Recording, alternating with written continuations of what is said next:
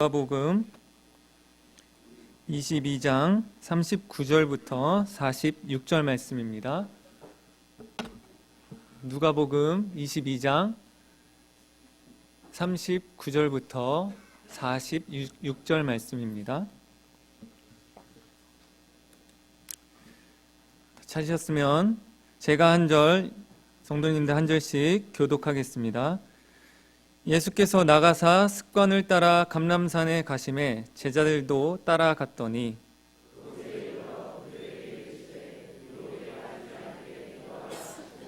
그들을 떠나 돌 던질 만큼 가서 무릎을 꿇고 기도하여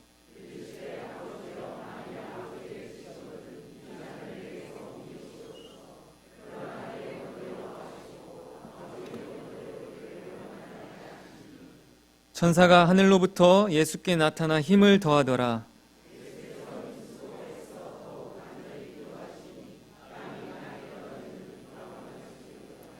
기도 후에 일어나 제자들에게 가서 슬픔으로 인하여 잠든 것을 보시고 함께 읽겠습니다. 이르시되 어찌하여 자느냐 시험에 들지 않게 일어나 기도하라 하시니라. 아멘.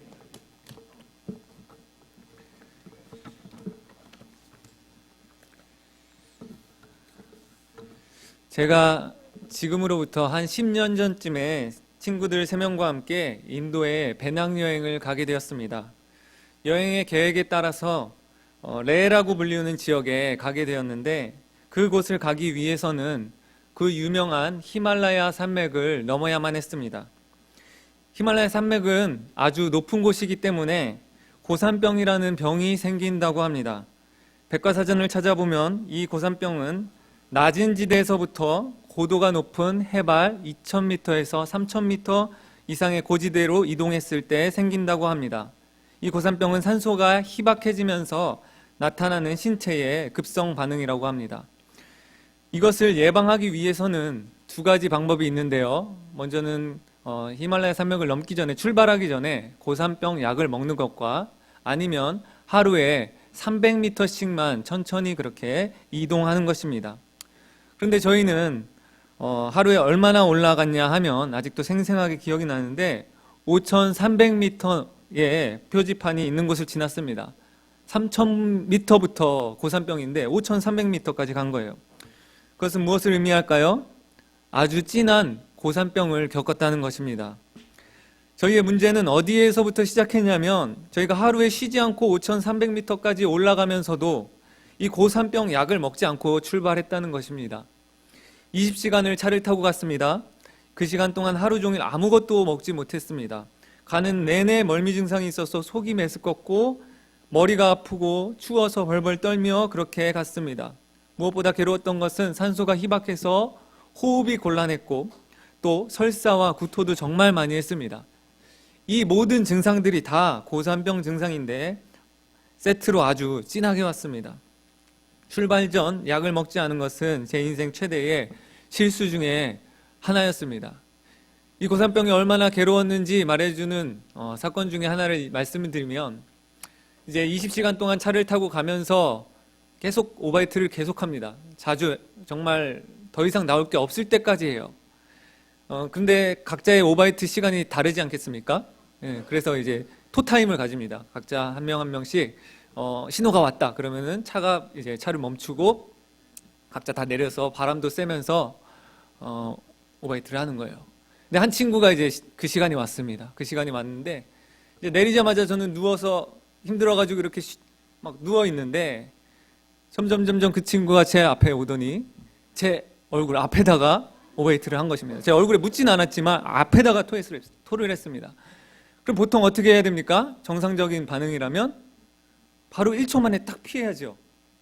그런데 그렇게 못했습니다. 그냥 저는 그 친구의 오바이트를 물끄러미 바라만 보면서 속으로 그냥 그때 전도사가 아니었기 때문에 욕을 막 내 앞에다 왜 토를 하고 난리야 막 이러면서 그렇게 쳐다보고 움직이지 못할 만큼 정말로 힘든 여정이었습니다.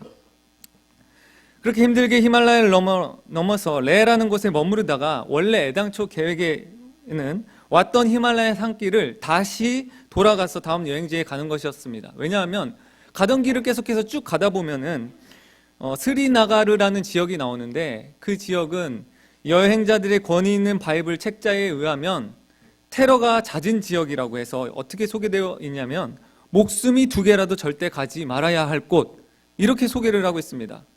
그런데도 저희는 그 고산병이 너무 고통스러워서 다시는 히말라야 산맥을 우리가 넘을 수가 없다라고 4명 다 그렇게 동의를 해서 결국 목숨이 2개여도 가지 말라는 그곳으로 여행 경로를 바꾸어 갈 수밖에 없었습니다.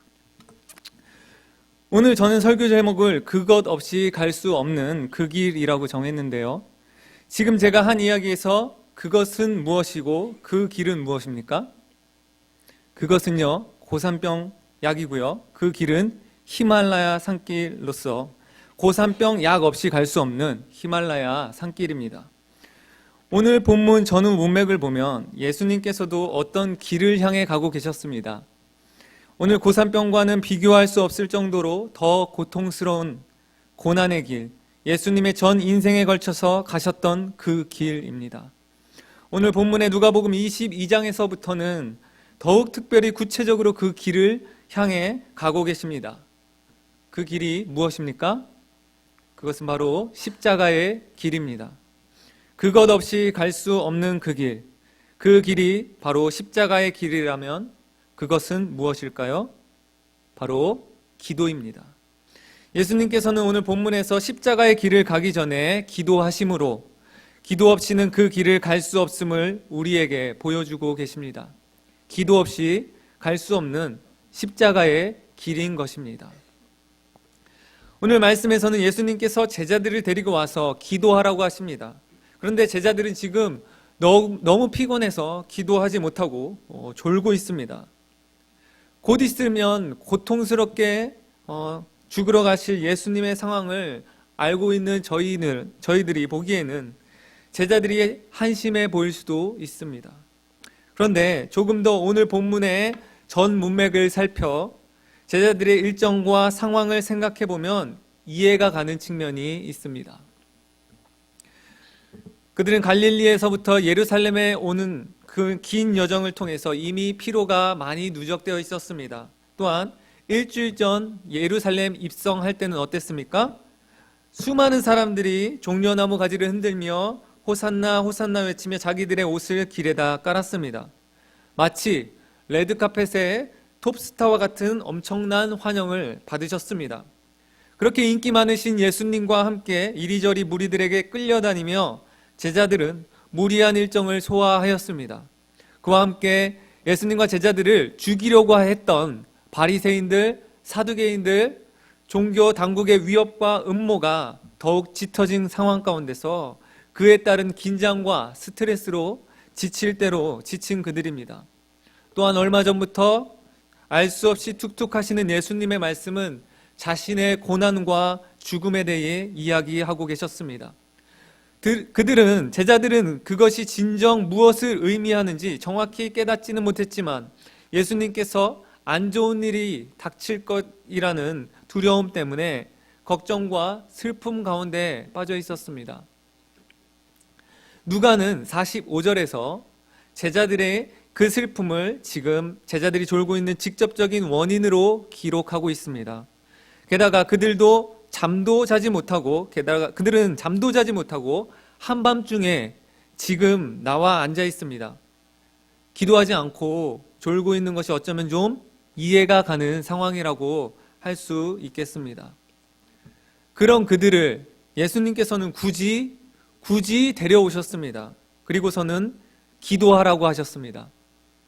그렇다면 예수님께서 이 밤중에 피곤한 제자들을 데리고 나와서 그렇게 기도하라 하신 이유가 무엇입니까? 그 이유는요, 바로 40절과 46절에 2번이나 나와 있습니다. 2번이나 나와 있다는 것은 본문이 강조하고 있다는 것이죠. 답은요, 유혹과 시험에 빠지지 않게 기도하라는 것입니다. 40절 말씀에 나오는 유혹, 그리고 46절에 나오는 시험이라는 단어는 원어로 페일라스모스입니다. 같은 단어로서 쓰여졌는데 번역자가 더욱더 그 의미를 풍성하게 담기 위해서 2 단어로 번역한 것으로 보여집니다. 그렇다면 제자들에게 있을 그 유혹과 시험은 무엇이었습니까? 1차적으로는요, 다음날 있을 십자가의 길, 그 길에 예수님을 따르는 것, 그것을 하지 못하게 하는 유혹과 시험일 것입니다. 제자들은 그 일에 실패하여서 뿔뿔이 흩어져 도망갔고 예수님을 부인하였습니다. 하지만 더 궁극적으로는 그 시험과 유혹에 대해 그것이 무엇이냐 이야기한다면 제자들은 예수님이 죽으시고 부활하시고 승천하신 후에 예수님을 따라 그 길을 걸어야 했습니다. 예수님이 걸으셨던 그 십자가의 길, 고난의 길, 희생의 길, 좁은 길, 그 길을 제자들도 걸어야 했습니다.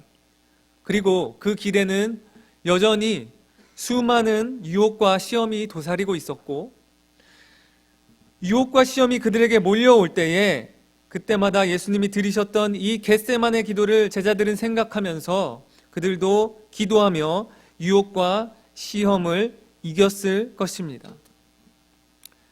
예수님의 제자된 우리 또한 예수님이 가셨던 그 길을 가야 될 줄로 믿습니다. 우리가 예수님을 진정으로 따른다면 우리 앞에 펼쳐진 길, 우리가 가야 할 길은 어떤 길입니까? 좁은 길입니까? 넓은 길입니까? 좁고 협착하여 가기 힘든 그런 길입니다. 그 길은 십자가의 길이고 고난의 길이요, 자기를 부인하는 길이요, 희생의 길이요, 손해를 보는 길입니다. 세상적으로 보았을 때는 실패의 길입니다. 어쩌면 많은 크리스천들은 하나님의 놀라운 복음의 은혜를 받고 나서 그 후에 펼쳐진 이 길이 넓은 길, 편안하고 안락하여 많은 사람들이 가고자 하는 쉬운 길이라고 생각하며 살아가는 것 같습니다. 하지만 그렇지 않습니다. 우리가 가야 할 길에는 유혹과 시험이 뒤따릅니다. 우리가 기도해야 하는 이유가 무엇입니까? 예수님의 제자된 우리는 예수님을 따라 그 길을 가야 하기 때문입니다. 그리고 거기에는 수많은 유혹과 시험이 기다리고 있고 우리는 예수님과 같이 기도함으로 유혹과 시험을 이기며 이 십자가의 길을 넉넉히 걸어 나갈 수 있는 것입니다.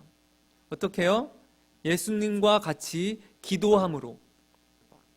그렇다면 예수님과 같이 기도하는 것이 무엇입니까? 어떻게 기도하는 것이 예수님과 같이 기도하는 것입니까? 예수님의 기도 내용을 살펴보기에 앞서 우리는 예수님께서 기도하셨던 모습을 주목했으면 좋겠습니다. 41절 말씀을 보시면요, 그들을 떠나 돌 던질 만큼 가서 무릎을 꿇고 기도하여. 예수님께서는 너무나 피곤해서 졸 수밖에 없는 제자들을 데리고 오셔서 지금 기도의 모습을 보이고 계십니다. 예수님과 제자들은 어느 정도 거리에 있었습니까? 말씀에 의하면 돌 던질 만큼이라고 나와 있죠. 돌 던진 만큼의 거리가 얼마입니까? 돌의 무게에 따라, 사람의 힘에 따라, 우리가 힘을 쓰는 정도에 따라 다를 것입니다. 하지만 예수님께서 사셨던 그 당시에 유대인들에게는 돌을 던질 만큼이라는 뜻은 매우 가까운 거리를 나타내는 흔히 사용하던 관용적 표현이라고 합니다. 이처럼 제자들은 생각보다 가까운 거리에서 예수님의 기도하는 모습을 볼 수 있었고 그 기도 내용을 들을 수 있었습니다. 혹시라도 졸고 있는데 제자들이 어떻게 봤어요? 그거를 이렇게 질문하시는 분이 있다면 저희가 가끔 예배 시간 혹은 기도 시간에 조는 과정을 생각해 보시면 조금 이해가 갈 것이라 생각합니다. 설교가 시작되면 1초 만에 바로 이렇게 잠에 드시는 분들은 없죠. 잘 들으려고도 하고 처음에는 잘 듣다가 또 졸다가 막 깨고 일어나서 막 끄덕끄덕이면서 다시 그 말씀이 뭘 하는지 또 봤다가, 그러니까 그 모든 모습들을 보고 또 중간중간에 이 이야기들을 들을 수 있었다는 것입니다. 그렇다면 예수님께서는 어떤 모습으로 기도하셨습니까? 40절 말씀에 무릎을 꿇고 기도하셨다고 기록되어 있습니다. 겟세마네의 예수님의 기도 자세에 대해서 누가는 무릎을 꿇고 기도하는 것으로 묘사하였습니다. 마태는요, 얼굴을 땅에 대고 엎드려 기도하는 것으로 묘사하였고, 마가도 땅에 엎드려 기도하는 것으로 묘사하였습니다. 이러한 모습은 유대인들에게 있어서 평범한 기도의 자세가 아니라고 합니다. 당시 유대인들은 일반적으로 서서 손을 하늘로 들고 이렇게 기도했다고 합니다. 따라서 예수님의 이러한 자세, 무릎을 꿇고 얼굴을 땅에 대고 엎드린 자세로 기도하셨다는 것은 매우 겸손히 아주 간절하게 기도를 드렸다는 것입니다. 오늘 본문 44절을 함께 읽도록 하겠습니다. 시작. 예수께서 힘쓰고 애써 더욱 간절히 기도하시니 땀이 땅에 떨어지는 핏방울같이 되더라. 예수님께서는 기도하시는데 지금 힘을 쓰고 계십니다. 우리가 평소에 자주 기도하는 모습과 같이 아주 태평하고 밍숭맹숭 돼도 그만 안 돼도 그만 아주 편안하게 기도하는 것이 아니라 애를 쓰며 힘을 다하여 기도하고 계십니다. 간절히 기도하는 데 더하여서 더욱 간절히 기도하고 계십니다. 얼마나 간절하면 땀이 흐르는데 그것이 핏방울이 되도록 기도하셨습니다.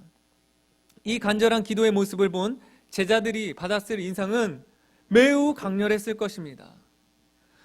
여러분들, 제가 10년이 지난 후에 이 강단에서 설교했다는 것을 기억하실 수 있으시겠습니까? 아마 저라는 사람이 있는 것조차도 기억하시기 어려울 것입니다.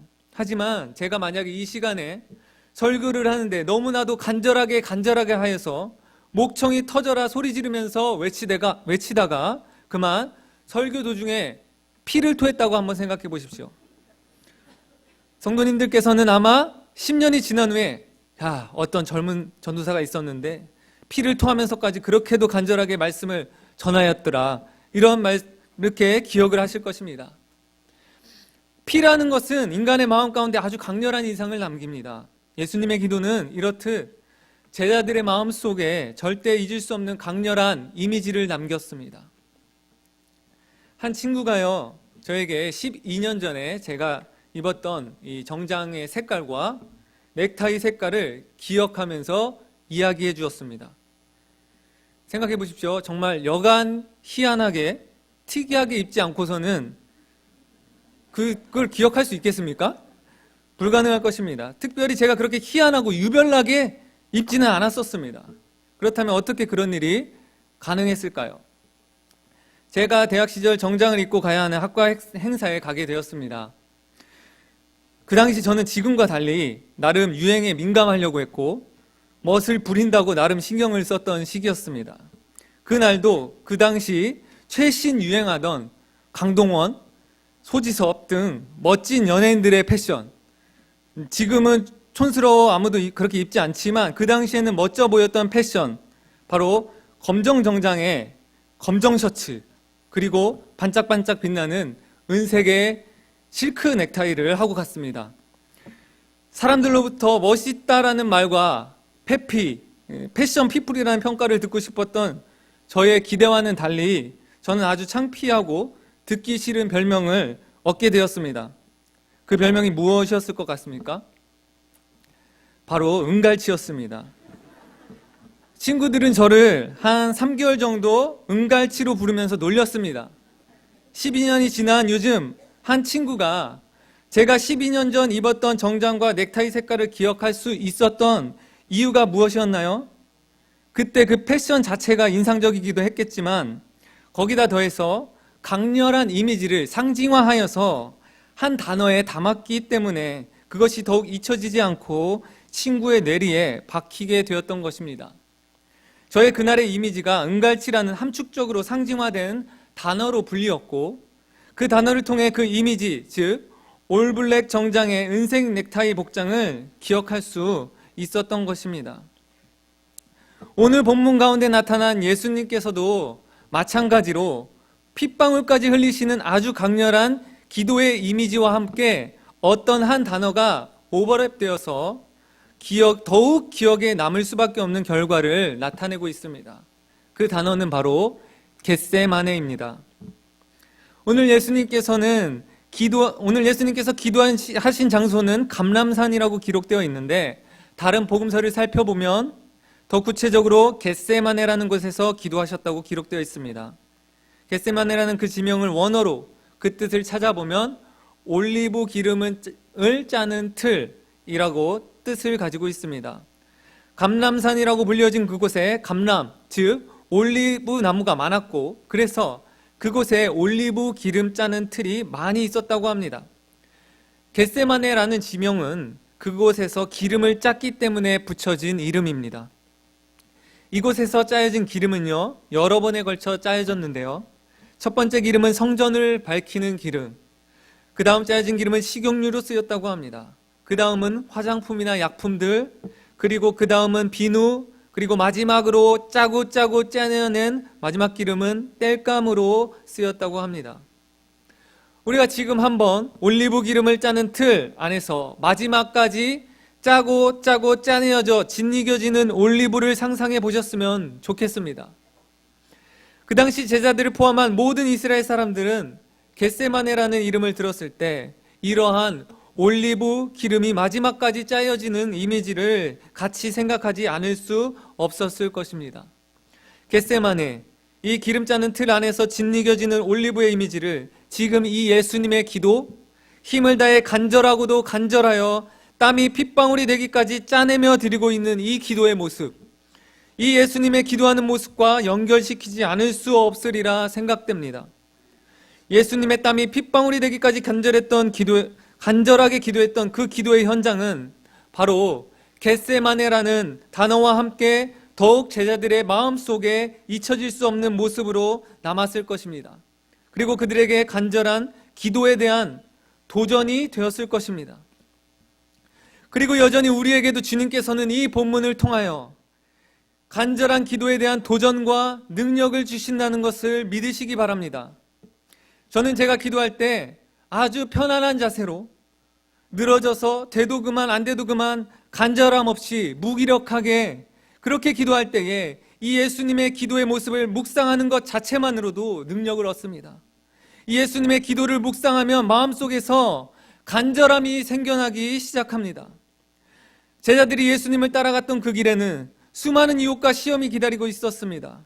하지만 제자들은 그때마다 예수님이 들이셨던 이 겟세마네의 기도, 올리브가 그 틀에서 짓이겨져 짜내어지는 것 같은 땀방울이 핏방울이 되기까지 드렸던 그 간절하고도 간절한 기도, 이것을 생각하면서 그들도 예수님을 따라 기도함으로 기도 안에서 승리하며 십자가의 길을 걸어갈 수 있었던 것입니다. 그렇다면 예수님께서 그리도 간절히 기도하셨던 그 기도의 내용은 무엇입니까? 그것은 어떤 기도입니까? 그것은 자신을 부인하는 기도이며 자기를 포기하는 기도였습니다. 자신의 뜻을 버리고 하나님의 뜻에 굴복하는 자기 부정의 기도입니다. 42절을 함께 읽도록 하겠습니다. 시작. 이르시되 아버지여, 만일 아버지의 뜻이거든 이 잔을 내게서 옮기시옵소서. 그러나 내 원대로 마시옵고 아버지의 원대로 되기를 원하나이다 하시니. 본문 42절 하반절에서는요, 예수님의 기도에 세 가지 원함이 나옵니다. 그러나 내 원대로 마시옵고 아버지의 원대로 되기를 원하나이다. 첫 번째 원함은요, 예수님의 원함입니다. 그러나 내 원대로 마시옵고. 예수님께서는요, 원하시는 게 구체적으로 무엇이었습니까? 될 수만 있다면 십자가의 길을 피하는 것이었습니다. 예수님께서는 될 수만 있다면 그 십자가의 길, 그 잔을 피하시기 원하셨습니다. 하지만 42절 하반절에 나오는 두 번째 원, 바로 아버지 하나님의 원은 아들 예수가 그 십자가의 길을 피하지 않고 가는 것이었습니다. 왜요? 우리를 구원하시기 위해서. 그리고 결국 예수님의 첫 번째 원은 그 처절하고도 간절한 겟세마네 기도를 통해서 아버지의 원함으로 바뀌어서 그 뜻을 따르는 마지막 세 번째 나오는 원함이 됩니다. 아버지의 원대로 되길 원하나이다. 예수님은 왜 그렇게도 십자가의 길을 피하고 싶으셨을까요? 십자가 자체가 인간이 만들어낸 가장 고통스러운 그런 형벌이기 때문에 그것이 두려우셨을 수도 있겠지만, 예수님의 고통의 핵심, 예수님의 그 피하시고 싶은 것의 핵심은요, 사실 그게 아니었습니다. 예수님은요, 거룩하시고 흠이 없으시고 죄가 없으셨던 분입니다. 그런데 그 십자가에서 무슨 일이 벌어졌습니까? 저와 성도님들, 우리 모든 인류의 죄가, 그 더럽고 추악한 죄가 예수님께 옮겨졌습니다. 예수님께서는 그 죄를 담당하셔야 했습니다.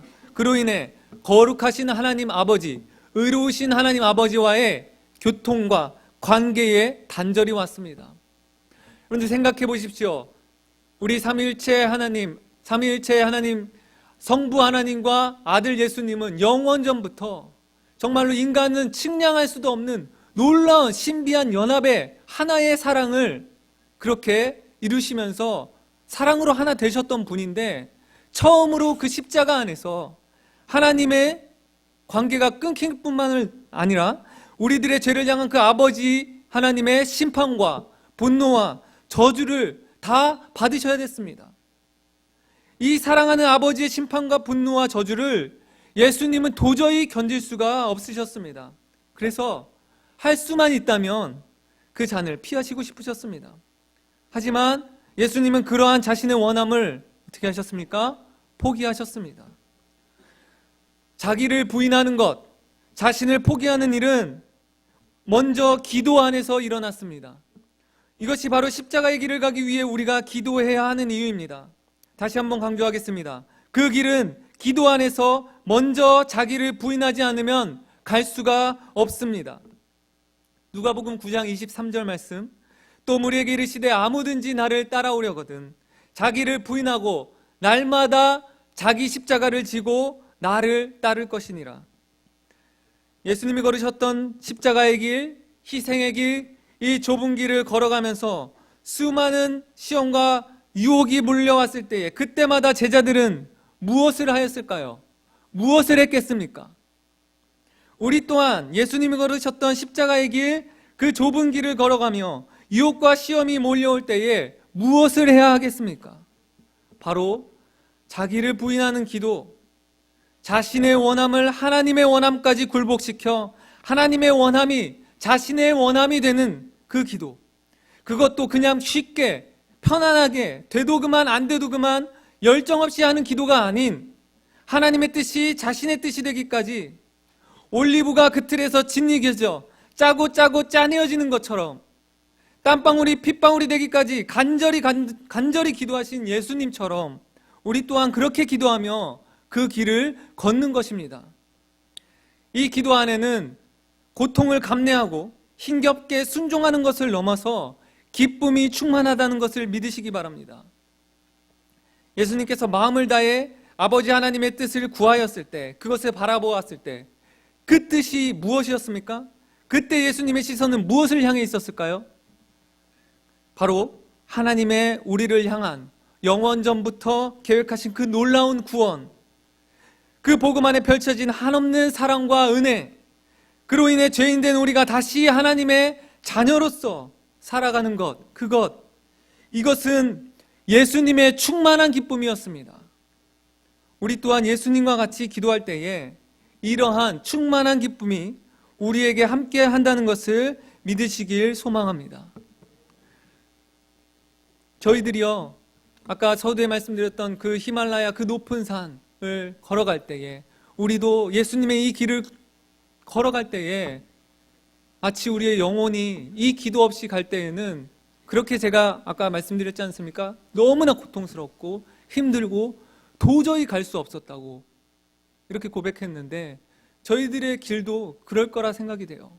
우리가 이 기도 없이는 정말로 고통스럽고 그 길을 갈 수가 없어요. 그런데 우리 안에 이 기도가 있다면 승리함으로 넉넉히 걸어갈 줄로 믿습니다. 제가 한 5년 전에 이제 신학대학원 1학년으로 들어갔습니다. 그래서 이제 1학기 때는 설교의 작성과 이해라는 수업을 듣고 이제 그것을 토대로 해서 2학기 때 설교 실습을 하는 수업을 가지게 되었습니다. 그 설교 수업 시간에는요, 설교학 교수님과 70명의 전도사님들이 이렇게 앉아서 그 설교를 평가하고 또 피드백을 주는 그런 시간입니다. 흔히들 목사님들께서 신학생들 앞에서 설교하는 게 가장 어렵다고들 합니다. 왜냐하면 이렇게 신학생들은 머리가 커서요, 막 서론은 너무 길었네, 예화가 몇 개 들어갔네, 이거는 해석이 이상하네, 이거는 원어가 이거 아닌데, 막 이러면서 막 생각을 하니까 은혜를 끼치기가 굉장히 부담스러운 거예요. 그래서 어렵다고 하는데, 그 어려운 70명의 전도사님들 앞에서 설교를 하는 시간입니다. 처음 아직 사역을 못 하셔서 처음 그 자리에서 설교하시는 분들도 있습니다. 그러면 너무 긴장되고 떨려서요, 막 설교를 하는데요, 시작할 때 갑자기 여기 볼이 경련이 일어나가지고 잠시만요 이렇게 설교하다가 막 이러면서 막 볼을 풀고서 막 다시 하시는 분들도 있고, 또 막 손이 있는데 손이 막 바들바들 계속 떨리는 거예요. 그게 주체가 안 되는 거예요. 떨리는 거 알죠? 근데도 뭐 주체가 안 되는 것입니다. 그리고 막 녹음을 하고 있는데 설교를 하시다가 이제 막 외워서 해야 되는데 그것이 꼬이니까 생각이 안 나는 거예요. 그래서 멈추고 다시 녹음하면 안 돼요? 막 이러면서 끊기도 하고, 이런 일들이 일어나는 것을 제가 보았습니다. 전도사님들은 그런 일을 겪을 때마다 창피할 수 있어요. 저도 그 모습을 보면서 창피하고 싶지 않다, 이런 생각을 하게 되었습니다. 또 설교를 굉장히 잘하시는 분들도 있습니다. 설교를 잘하시는 분들한테 막 칭찬을 해요. 근데 그 칭찬들도 굉장히 세속적입니다. 대형교회 가겠어, 막 이런 칭찬들을 이런 칭찬들을 하는데, 전 뭐 대형교회는 가고 싶지 않았지만 그런 잘한다는 칭찬을 막 듣고 싶고 창피하고 싶지 않은 마음이 제 마음 가운데 그 설교 실습을 하는데 점점 커져가는 거예요. 근데 제가 믿기로는 설교의 목적은 하나님의 말씀을 잘 해석하여서 잘 대언하고, 그리하여 성령을 통해서 그들 마음 가운데 깨달음이 있고 은혜가 있어서 하나님을 경험케 하며 하나님의 은혜를 경험케 하는 것, 이것이 설교의 목적이었습니다. 그리하여 하나님께 영광이 되는 것. 그런데 저의 설교의 목적, 그 설교 실습 때 저의 설교의 목적은 무엇이었냐? 하나님께서 영광 받으시는 것이 아니라 제가 높아지고 제가 칭찬받고 영광 받으려는 마음이 있는 거예요. 그것이 잘못됐다는 것을 알았습니다. 그래서 설교 실습을 준비하면서 기도를 했습니다. 주님, 설교를 못해도 좋으니. 그런데 계속 기도를 간절히 하는데 제 마음속은 어떻습니까? 말은 못해도 좋다면서 막 계속 잘하고 싶은 겁니다. 그래서 어떻게 했겠습니까? 정말 간절히 계속 기도했습니다. 제 원함이 포기될 때까지. 결국 하나님께서 은혜를 주셔서 저는 정말로 제가 생각하는, 제가 믿는 설교의 목적에 따라 그 전도사님들 앞에서 그렇게 설교를 할 수 있게 되었습니다. 그리하여서 잘했다는 얘기는 한 명도 안 하시더라고요. 근데 은혜 받았다는 얘기를 많이 들었습니다. 결국 하나님 앞에 그렇게 교만하지 않고 겸손하게 나갈 수 있었던 것은 바로 제가 끊임없이 간절히 제 원함이 죽기까지 그렇게 기도했기 때문이라 믿습니다. 마지막으로 기도의 거장 E.M. 바운즈의 말을 인용하면서 말씀을 정리하겠습니다. 잘 들어보십시오. 하나님은 선택된 사람을 원하신다. 곧 철저하게 십자가에 못 박힘으로 자아와 세상에 대해 회복할 희망이나 바람을 조금도 갖지 못할 정도로 완전히 죽어버려 자아와 세상에서 벗어난 사람, 이 같은 파산과 십자가에 못 박힘으로 말미암아 완전히 하나님께로 마음을 돌린 사람을 원하신다. 그러므로 간절히 기도하여 기도에 대한 하나님의 약속이 풍성히 이루어지도록 하자. 십자가의 그 길은 기도 없이는 갈 수 없습니다. 십자가 그 길은 자기 부인적 기도 없이는 갈 수 없습니다. 십자가 그 길은 처절하고도 간절한 자기 부인적 기도 없이는 갈 수 없습니다. 매일의 삶 가운데 오늘 말씀의 예수님과 같이 간절한 자기 부인적 기도를 드리는 저와 여러분 되기를 소망합니다.